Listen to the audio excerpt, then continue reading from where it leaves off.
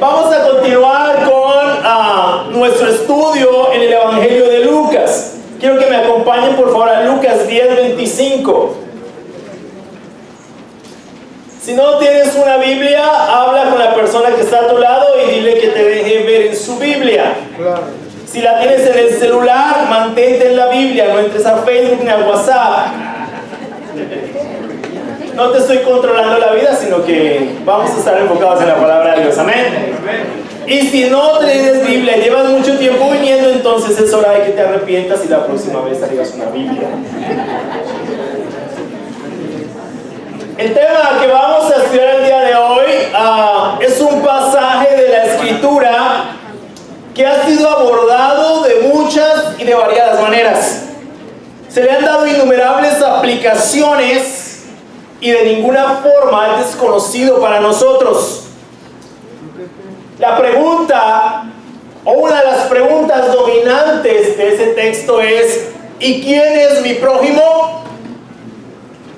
Y lo cierto es que es un cuestionamiento de constante discusión. Somos una sociedad que poco a poco se dirige hacia un pragmatismo y una indiferencia total respecto a eso. ¿Quién es mi prójimo? Creo que como en ninguna otra época de nuestra historia como sociedad es pertinente escuchar, y más que en ninguna otra época, estas palabras de Jesús el día de hoy. Vamos a Lucas 10:25. En esto se presentó un experto en la ley y para poner a prueba a Jesús le hizo esta pregunta: Maestro, ¿qué tengo que hacer para heredar la vida eterna? Jesús replicó: ¿qué está escrito en la ley? ¿Cómo la interpretas tú?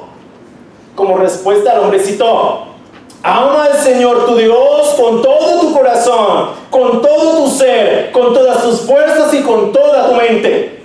Y ama a tu prójimo como a ti mismo. Bien contestado, le dijo Jesús, haz eso y vivirás.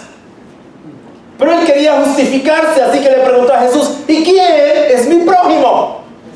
Jesús respondió: bajaba un hombre de Jerusalén a Jericó y cayó en manos de unos ladrones. Le quitaron la ropa, lo golpearon y se fueron dejándolo medio muerto. Resulta que viajaba por el mismo camino un sacerdote, quien al verlo se desvió y siguió de largo. Así también llegó a aquel lugar un levita, y al verlo se desvió y siguió de largo. Pero un samaritano que iba de viaje llegó a donde estaba el hombre y viéndolo se compadeció de él. Se acercó, le curó las heridas con vino y aceite y se las vendó. Luego lo montó sobre su propia cabalgadura, lo llevó a un alojamiento y lo cuidó. Al día siguiente sacó 2 monedas de plata y se las dio al dueño del alojamiento. Cuídemelo, le dijo, y lo que gaste usted de más se lo pagaré cuando yo vuelva. ¿Cuál de estos 3 piensas que demostró ser el prójimo del que cayó en manos de los ladrones? Versículo 37. El que se compadeció de él, contestó el experto en la ley. Anda entonces y haz tú lo mismo, concluyó Jesús. ¿Qué historia esta? Todos la conocemos.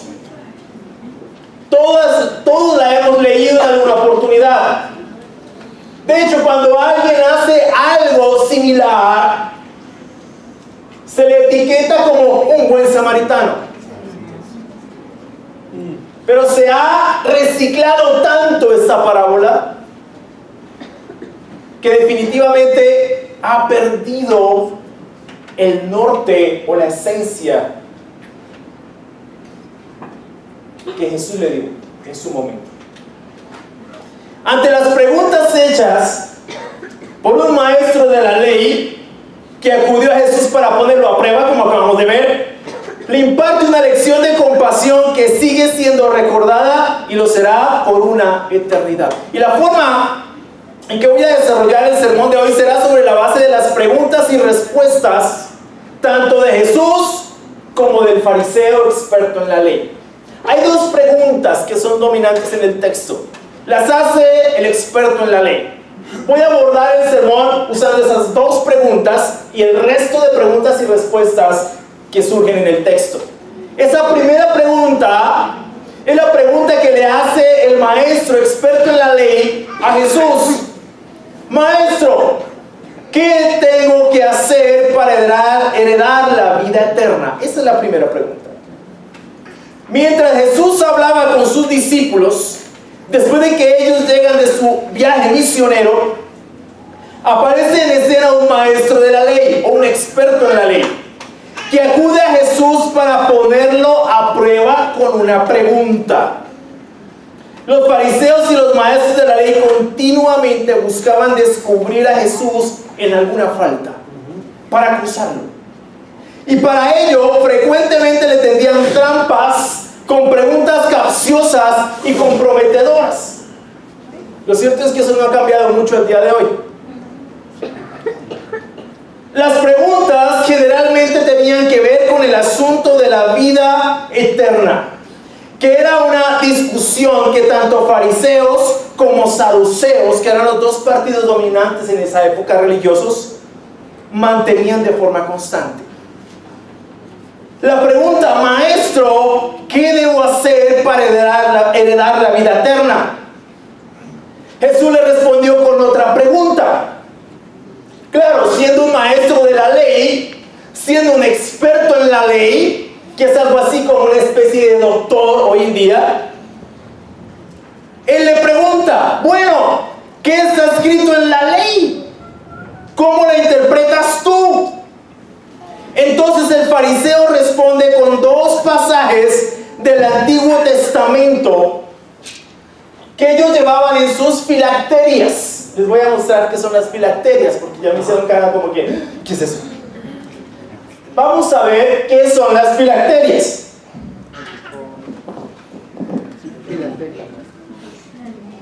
Las filacterias, ¿qué es?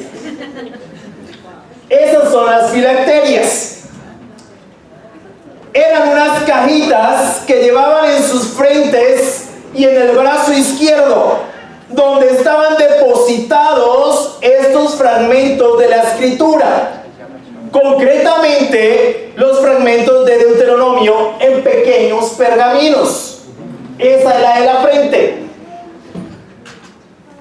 Frente y brazo. Son las dos filacterias. Ahora, si ustedes se dan cuenta, es un soldado israelí. Esta tradición permanece. Leer la Biblia frente al muro de los lamentos con las filacterias tanto en la frente como en el brazo. ¿Por qué? Porque la Escritura en Deuteronomio dice que lleva la Escritura atada en tu frente y cerca a tu corazón. Y es lo que ellos hacen. La filacteria está en el brazo izquierdo, cerca al corazón, y la otra cajita en su frente. Van conectadas con una correa en la parte de atrás y enrolladas en el brazo izquierdo. Así llevaban las Escrituras los maestros, los expertos en la ley. Aquí están las filacterias, la cajita, y estas son las Escrituras, los pergaminos en la Escritura. ¿Sí los ven? Depositados en la cajita. Estas son las filacterias. Las dos Escrituras a las que hace referencia el experto en la ley son Deuteronomio 6:5 y Levítico 19:18. Evidentemente, el maestro de la ley sabía de memoria estos pasajes de la Escritura. Se los sabía de memoria, pues uno de ellos correspondía al Shema Israel, que es el credo que continuamente ellos recitan en sus cultos en la sinagoga y en el templo. Oye Israel, el Señor es uno solo. Ama al Señor tu Dios con todo tu corazón, con toda tu mente y con todas tus fuerzas. Ese es el Shema Israel. Una vez contesta así el experto en la ley, Jesús le responde: bien contestado, haz eso y vivirás. El maestro de la ley respondió correctamente. Ahora bien, la tendencia con esta respuesta de Jesús al fariseo es creer que dicha respuesta era y es solo para el fariseo. Que solamente Jesús le respondió así al fariseo, que eso no tiene nada que ver con nosotros. Lo cierto es que no. Jesús definitivamente resumió de lo que se trata el cristianismo en esa enseñanza. En otra ocasión, ante la pregunta de otro fariseo respecto a cuál es el mandamiento más importante, Jesús responde de la misma manera. Vamos a Marcos 12.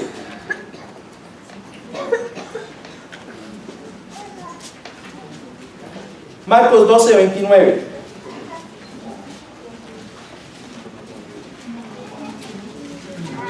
Es un contexto diferente, pero Jesús usa el mismo pasaje.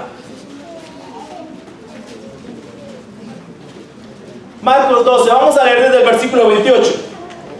Uno de los maestros de la ley se acercó y los oyó discutiendo. Al ver lo bien que Jesús les había contestado, le preguntó: de todos los mandamientos, mira la pregunta, de todos los mandamientos, ¿cuál es el más importante?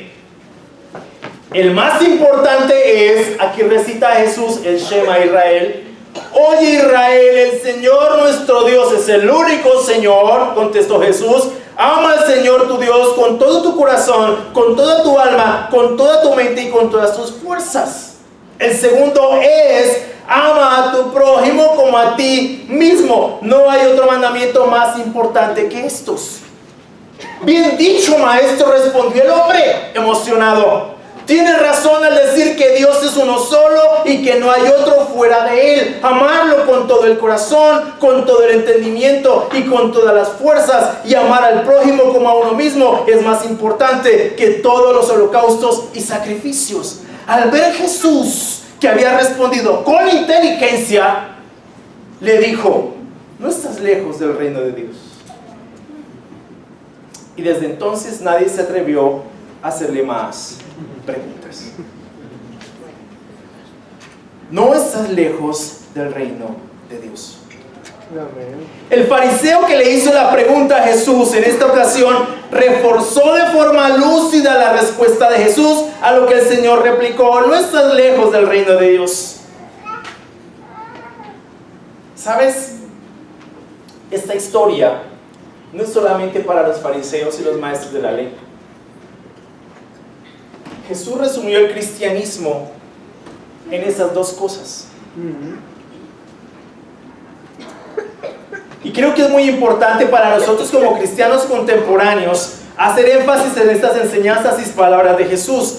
El cristianismo en realidad se trata de amar a Dios con todo tu corazón, con toda tu alma, con toda tu mente y con todas tus fuerzas. Y amar al prójimo como a ti mismo. No hay nada más importante que eso, como inteligentemente el fariseo argumentó.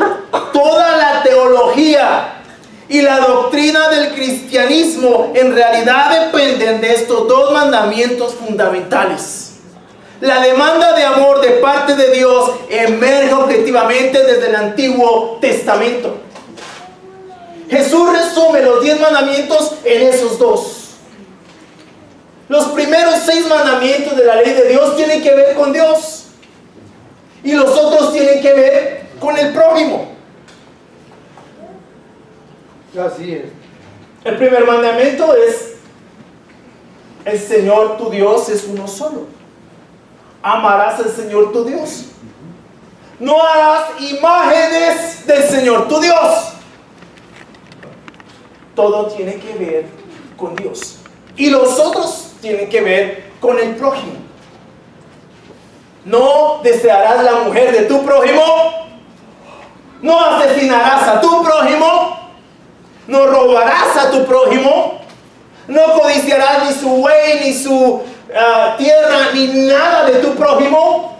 Que en últimas es amar a tu prójimo como a ti mismo. Amén. La ley. Jesús resumió la ley en esas dos cosas. El cristianismo se trata de eso. El cristianismo no se trata de iglesianismo, ni de denominacionalismo, ni de organizaciones religiosas, ni de yo nací en una tradición religiosa y por eso soy cristiano. No, en eso no consiste el cristianismo. No consiste, no, si yo voy cada semana a la iglesia, no. No tiene que ver con eso. Tiene que ver con amar a Dios y con amar a tu prójimo. Y esa demanda de amor de parte de Dios viene desde el Antiguo Testamento. Vamos a Oseas 6:4.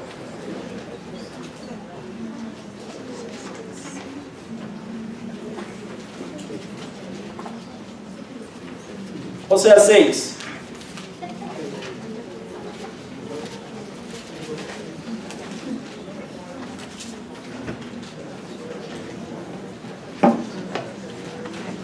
Oseas 6:4. ¿Qué voy a hacer contigo, Efraín? O Israel. ¿Qué voy a hacer contigo, Judá? El amor de ustedes es como nube matutina, como rocío que temprano se evapora.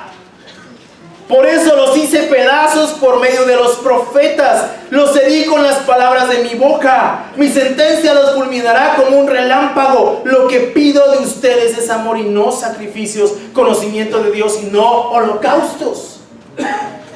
¿Qué eran los sacrificios y qué eran los holocaustos? Rituales religiosos que Dios mismo había ordenado. Pero ¿sabes cuál fue el problema? Que las personas comenzaron a hacer de los rituales religiosos su propia divinidad, en vez de mirar al Dios que estaba detrás de eso, detrás de esas prescripciones, detrás de sus mandamientos. Comenzaron a enfocarse más en su templo, en su organización, en su superestructura, que en Dios. No es diferente hoy en día. No es diferente hoy en día. Hoy el cristianismo está más enfocado en organizarse mejor que en amar más a Dios. Y llevar a las personas a que amen a Dios con todo su corazón, con toda su mente y con todas sus fuerzas. Otro pasaje, Isaías 1.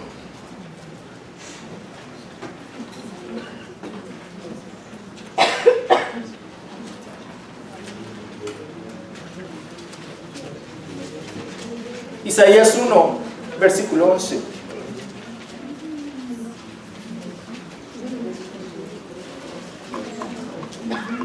Dice, ¿de qué me sirven sus muchos sacrificios? Dice el Señor. 1:11. ¿De qué me sirven sus muchos sacrificios? Dice el Señor. Oh, porque eran cosas que Él mismo había ordenado. Harto estoy de holocaustos de carneros y de la gracia de animales engordados. La sangre de todos los corderos y cabras no me complace. ¿Por qué vienen a presentarse ante mí? ¿Quién les mandó traer animales para que pisotaran mis atrios? No me sigan trayendo vanas ofrendas. El incienso es para mí una abominación. Luna nueva, día de reposo, asambleas convocadas. No soporto que con su adoración me ofendan.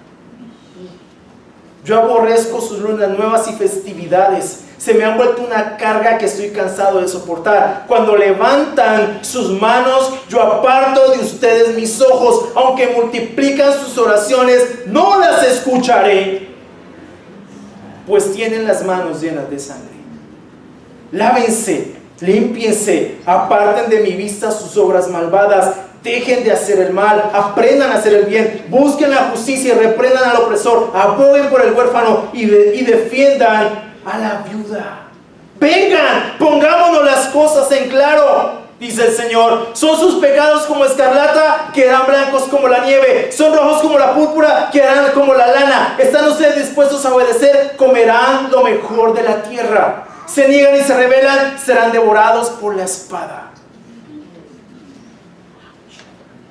¿Sabes qué me impresiona? Que Dios no quiere que lo adoremos en nuestros términos. que Dios quiere que lo adoremos en sus términos. En sus términos, no en nuestros términos. Mucha de la adoración contemporánea es vana adoración. Mucha de la adoración del cristianismo el día de hoy se parece a esto. ¿Sabes por qué? Porque seguimos en nuestros pecados, seguimos en nuestra inmoralidad, seguimos en nuestro odio, seguimos en nuestro rencor. Dios sigue siendo una especie de imagen rara para nosotros que no significa mucho. El cristianismo consiste en amar a Dios con todo nuestro corazón, con toda nuestra mente y con todas nuestras fuerzas. ¿Sabes por qué predico así? ¿Quieren que les explique por qué? Porque yo aprendí una cosa. Cada domingo, tal vez solamente tengo una oportunidad de que me escuches. Tal vez sea mi última oportunidad de que me escuches. Sea porque yo muera o sea porque tú mueras. Porque nadie tiene la vida comprada. Entonces cada domingo voy a aprovechar esta oportunidad única para predicar su palabra con todo el poder del Espíritu Santo. Porque lo que yo busco y lo que Dios quiere es que su verdad sea proclamada.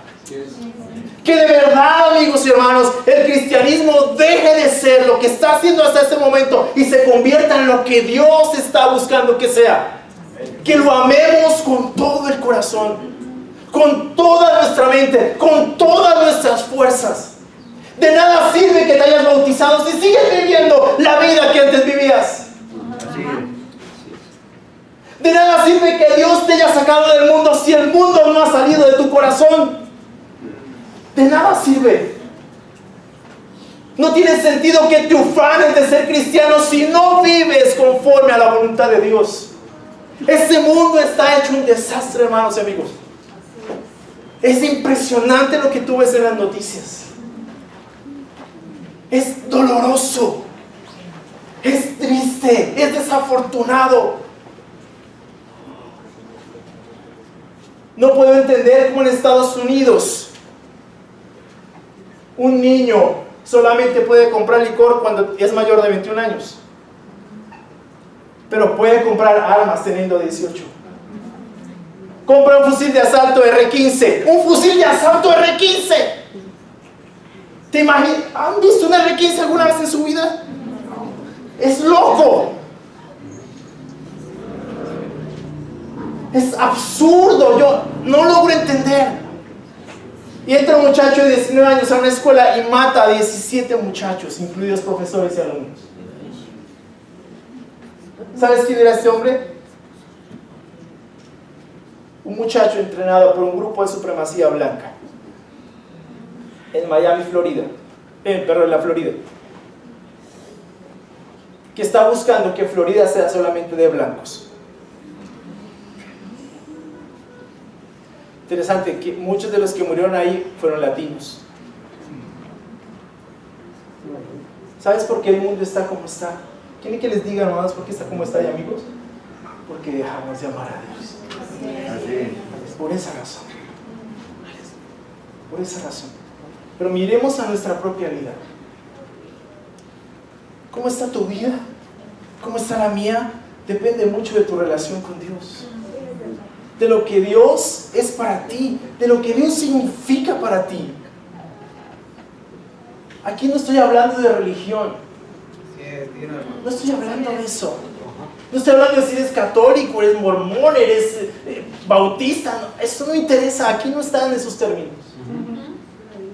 La pregunta es, ¿qué tanto amas a Dios? ¿Qué tanto lo amas? ¿Qué tan profundo es tu amor por Él? Que abandonas el pecado, que aborreces el pecado. Porque el punto de convertirte al Evangelio es que permaneces convertido, no que pareces convertido, sino que te conviertes, permaneces allí por el resto de tu vida. Hoy estamos más preocupados en nuestro país por quién va a subir a la presidencia. ¿Sabes? Este país no lo salva un presidente. Olvidémonos de esa idea. No pongamos la mirada donde no debemos ponerla. Ningún presidente va a salvar esto. Ninguno. Olvídense de eso. Ninguno. No estoy diciendo que no voten. Pero no pongan su esperanza en eso. Ustedes ni siquiera se han sentado a hablar con cualquiera de los candidatos. ¿Sabes? Estamos demasiado preocupados por esta vida. Y por eso andamos como andamos. El único que va a hacer que este país cambie es Dios. Cuando nos volvamos realmente a Dios. Cuando este país se vuelva realmente a Dios. Porque criticamos los actos de corrupción del gobierno, pero no criticamos los nuestros. No los criticamos. No nos cuestionamos, oye, ¿yo por qué intenté sobornar al guarda? ¿O por qué lo soborné? ¿Por qué aún cristianos han hecho eso? ¿O por qué me pasé el semáforo en rojo siendo de día? He visto tipos en motos pasando por donde hay cámaras cubriendo la placa de la moto. No, qué hazaña. Pero esos pequeños actos de corrupción no los vemos. Criticamos los grandes actos de corrupción. ¿De dónde provienen? Empezaron así, cubriendo la placa de una moto. Empezaron así. Empezaron por una pequeña mentira, por un pequeño robo, por un pequeño acto de corrupción. Pero no, yo soy cristiano. Sí, yo soy cristiano. Yo recibí en mi corazón a Jesús hace 10 años. ¿Y qué? ¿De qué sirve si no has cambiado? Es más, ni siquiera esto está en la Biblia. Pero no, yo me bauticé. ¿Y qué? Si no has cambiado. Porque el fruto se tiene que ver. No, pero es que es un Dios de gracia. Sí, yo sé que es un Dios de gracia. Claro, estoy de acuerdo contigo. Estamos de acuerdo en eso. Y Dios ha sido demasiado compasivo, lo que dijo Carlos. No nos han dado 12 meses. Nos han dado toda la vida para arrepentirnos. ¿Qué estamos esperando? A veces jugamos con Dios. A veces pensamos que Dios es un abuelito que se sienta en una silla con una barba larga, que todo el mundo se la pisa y que ya, no, le está esperando como una especie de Papá Noel. Mis hermanos y amigos, Dios no es así.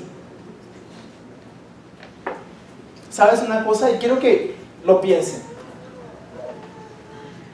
Todos están asustados que porque ¿quién va a subir al gobierno y nos vamos a volver como Venezuela? Buenísimo, si eso pasa.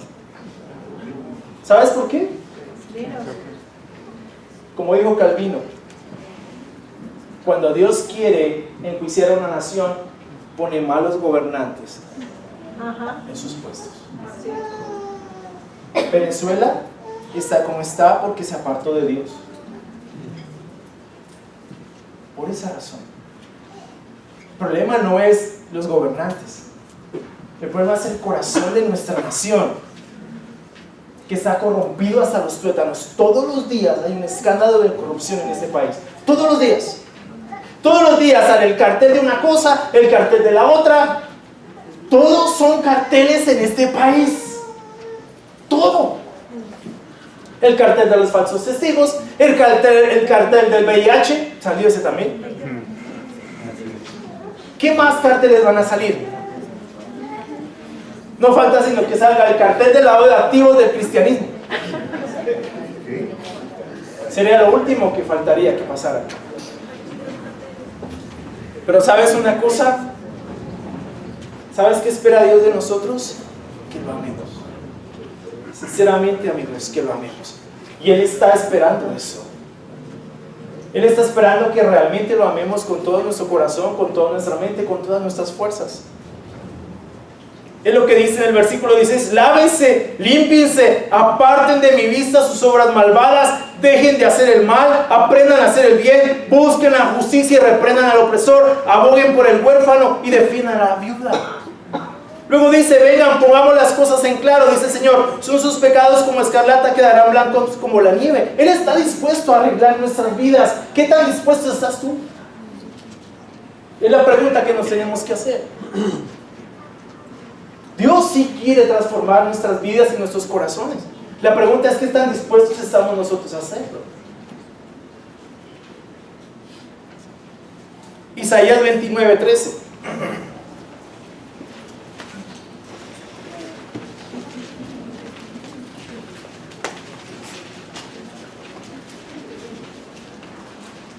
El Señor dice: este pueblo me honra, me alaba con la boca y me honra con los labios, pero su corazón está lejos de mí. Su adoración no es más que un mandato enseñado por hombres.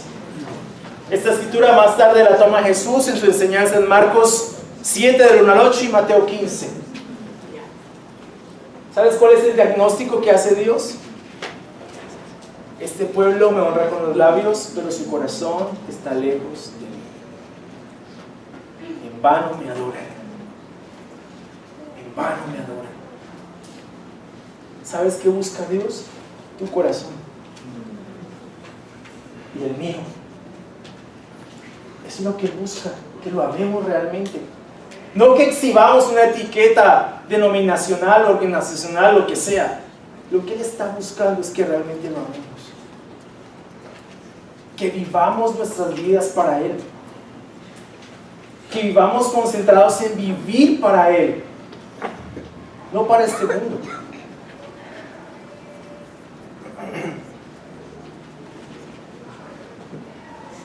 Lo que en realidad Dios quiere es que lo amemos y lo conozcamos con todo nuestro ser.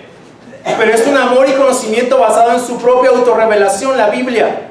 Tenemos que amar y conocer a Dios en sus términos, no en los nuestros. Mucho de la religión organizada, rituales, dogmas, estructuras y diversas formas de religión tienen que ver más con nosotros que con la voluntad de Dios dispensada en su palabra. Son en realidad sustitutos muy pobres a la profunda devoción y amor que Dios espera de nosotros.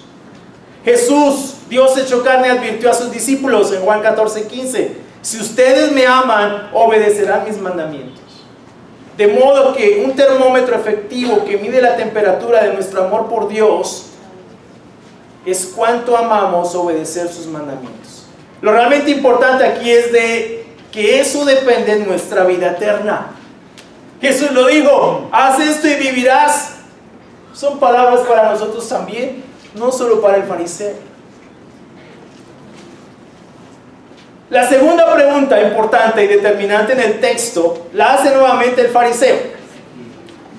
Queriendo justificarse, pregunta: ok, Jesús, pero ¿y quién es mi prójimo? Él no me podía preguntar: ¿y quién es mi Dios? ¿No? Tenía claro quién era su Dios, pero la pregunta es: bueno, está bien, Jesús, pero ¿y quién es mi prójimo? Lucas es claro con respecto a la intención del fariseo. Una vez que Jesús avala su respuesta, el fariseo, en un intento de justificarse, le pregunta a Jesús: ¿quién es mi prójimo? Para los judíos era claro que su prójimo era otro judío. Era evidente la intención de sorprender a Jesús en algún tipo de respuesta comprometedora. Para los líderes religiosos, el prójimo era tan solo una minoría que estaba integrada por los judíos respetuosos de la ley y los prosélitos, que eran los gentiles que se habían convertido al judaísmo. Nadie más era el prójimo.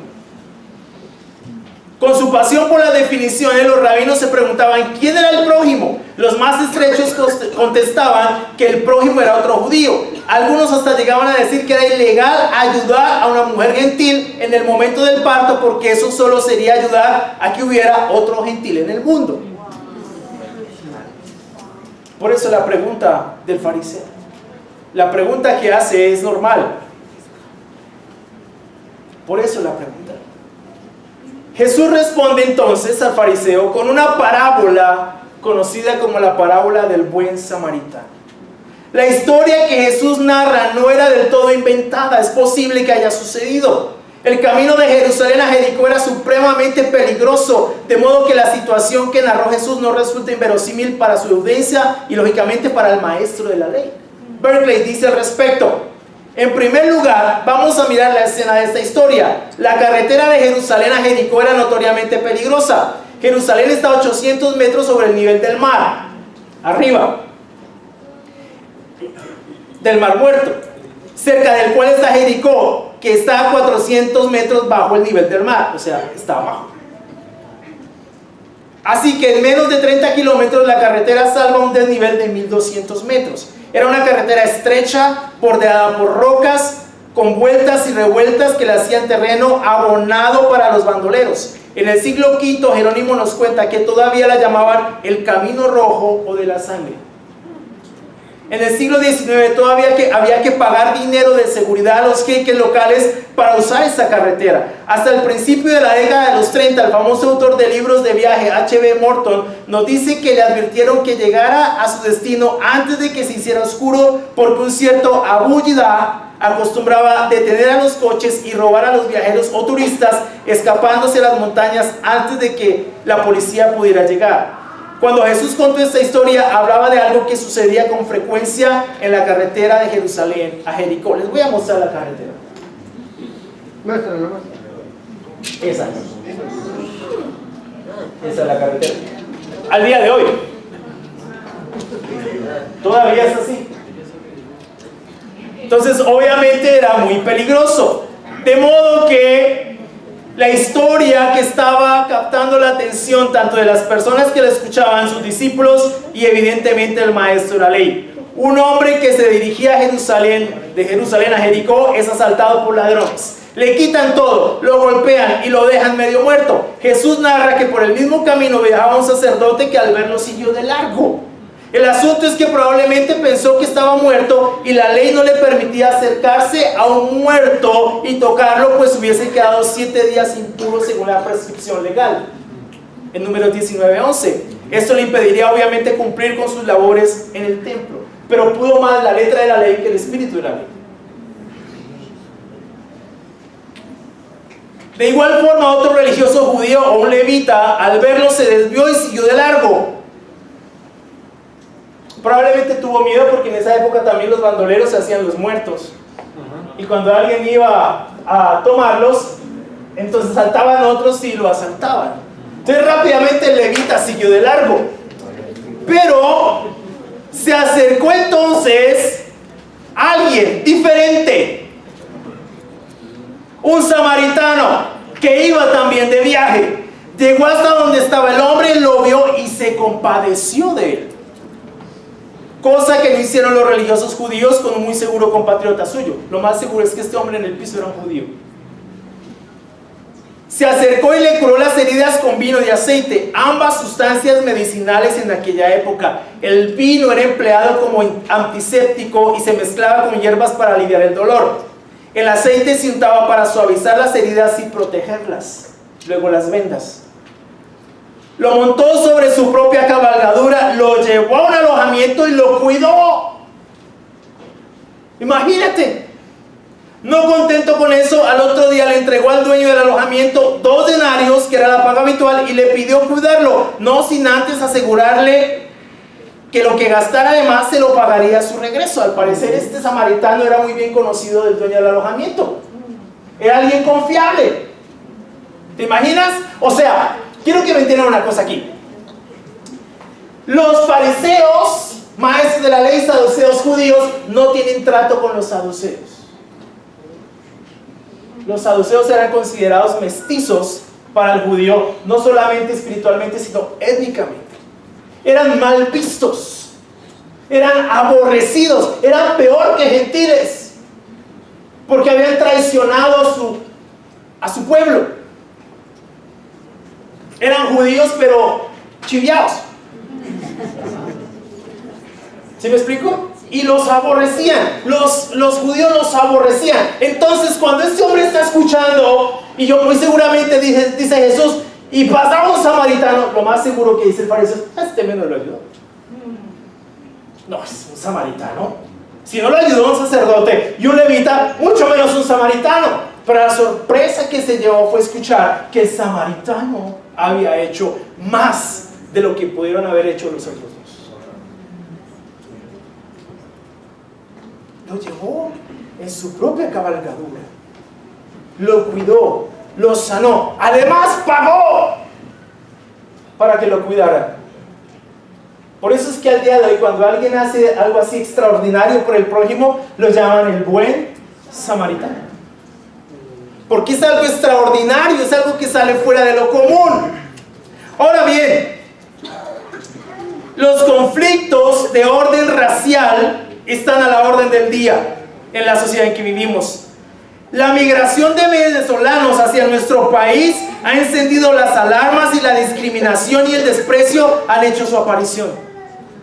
La situación se ha vuelto mediática y muchos han cerrado su corazón y endurecido su posición hacia la situación que enfrentan estos hombres, mujeres y niños que tienen que ver cómo sobreviven ellos aquí y cómo apoyan a sus familias en su país.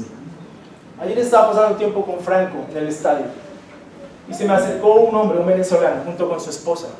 Y lo primero que me dice es: discúlpeme, espero que usted no tenga nada contra los venezolanos, pero quiero pedirle ayuda en algo. Estoy vendiendo estos esferos con miedo casi. Le dije: no, tranquilo, no te preocupes, tengo amigos venezolanos, tranquilo. Y me explicó que estaba vendiendo los esferos y le compré 2 esferos. Su esposa estaba embarazada, no tenía trabajo, no tenía papeles, estaba pasando una situación difícil. Pero la posición hoy, que está siendo por supuesto, por cierto, muy mediática, es que los venezolanos van a venir a quitar todo nuestro patrimonio, que el presidente está emitiendo cédulas para los... Eso es mentira. ¿Tú sabes lo que toma ser un ciudadano colombiano?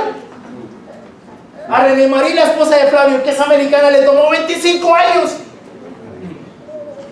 Es más fácil volverse ciudadano americano que volverse ciudadano colombiano. No crean esas babosadas de internet. Lo único que están haciendo es que hagamos cerrar nuestro corazón a personas que son necesitadas. No sabemos, miren hermanos, no sé si ustedes han viajado a otro país. ¿Saben lo humillante que es cuando miran tu pasaporte y sabes que eres colombiano? Y te llevan a un cuarto y te quitan y te desenvuelven la maleta como si fueras un delincuente. Yo sé lo que se siente. No es fácil vivir en otro país. Yo viví en otro país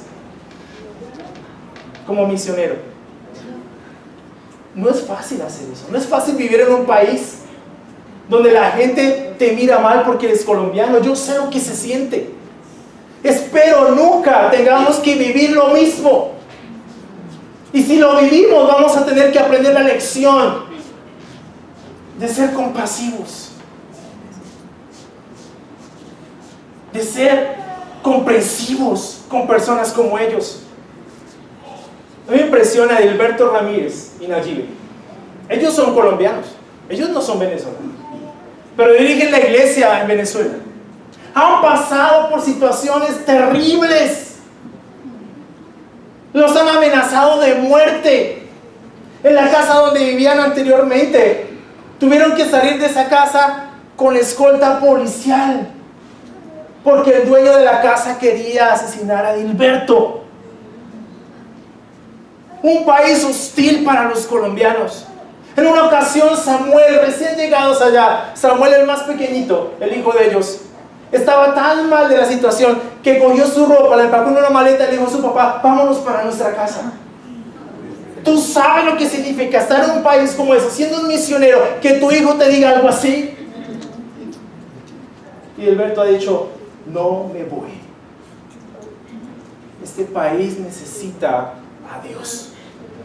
Y me voy a quedar aquí predicando el mensaje del Evangelio hasta el momento en que sea evidente que necesito salir de acá. Pero no me voy a ir. Cuando llegó allá, la iglesia estaba polarizada: chavistas y opositores en el cristianismo. Él comenzó a predicar el sermón del monte. Lo cierto es que no solamente lo tuvo que predicar, sino vivir. Él sabe lo que es poner la mejilla a otra persona después de que lo golpean. Él sabe lo que es eso. Pero ¿sabes qué me impresiona? Es un colombiano metido en la cueva del norte, que está dando su vida por esta gente. Cuando él va a otros países, a Estados Unidos, se va sin maletas. Porque lo que hace es traer maletas, cada uno puede llevar 2 maletas. Se traen 8 maletas llenas de medicina, ropa y alimentos no perecederos para sus hermanos en Venezuela. Compasión, hermanos. Compasión.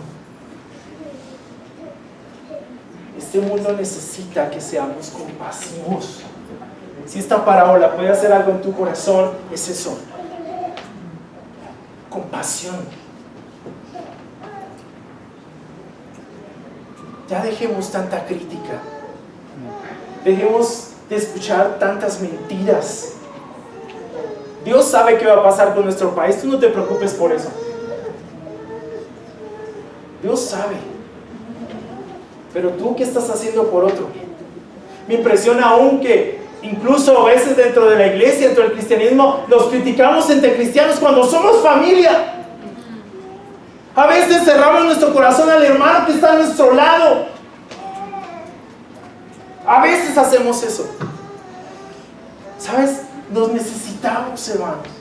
Estoy leyendo un libro que se llama Asesinato de Cristianos, la persecución en el Medio Oriente. Y me impresiona cómo estos hombres tienen que hacer para reunirse un domingo. Literalmente estas personas arriesgan su vida por una reunión. Y no se pueden reunir más de 12 personas. Y no pueden estar más de 1 hora reunidos, porque los pueden asesinar. De hecho, en el 2014, un grupo, una pequeña charla que tenía uno de estos hombres, fueron asesinados todos porque los descubrieron. ISIS los asesinó. El único que salvó fue el líder de la charla y siguió y tomó otra charla. Él perdió a su mamá porque su papá la mató, porque era cristiana y lo ayudaba a huir de sus propias manos. O sea, y cuando ellos se reúnen, hay una alegría, hay un ánimo y estamos juntos. Esperemos que la próxima reunión estemos todos otra vez. ¿Sabes qué les toma a ellos? ¿Cuál es el riesgo por reunirse un domingo o entre semana? Su vida. No tienen Biblias. Las Biblias, tal vez en una sola población hay una Biblia. Pero las Biblias que les llegan a ellos son Biblias pequeñas, que se pueden manipular, que se pueden transportar, pero son usadas, son Biblias que otros han leído y se las heredan. ¿Ellos qué tienen que hacer? Memorizar la mayor cantidad posible de la escritura para que otros puedan tener su Biblia en el menor tiempo posible.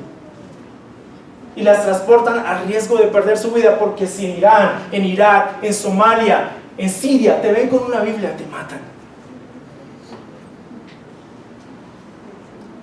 Amar a nuestro prójimo como a ti mismo. Eso es cristianismo. Amar a Dios con todo tu corazón, con toda tu mente, con todas tus fuerzas, y amar a tu prójimo como a ti mismo es cristianismo. Lo demás son inventos humanos. Eso es lo que necesitamos. Eso es cristianismo. Si nos visitas hoy por primera vez, no te vayas de aquí pensando que estuviste en una reunión más. Si eres un cristiano y has estado desanimado o pensando dejar la iglesia, abandonar la fe, arrepiéntete, vuélvete a Dios. Hagamos las cosas como Dios quiere que las hagamos, porque más importante que toda nuestra estructura, organización, nombre, denominación, abolengo, es amar a Dios con todo nuestro corazón, con toda nuestra mente, con todas nuestras fuerzas, y amar a nuestro prójimo como a nosotros mismos. Muchas gracias.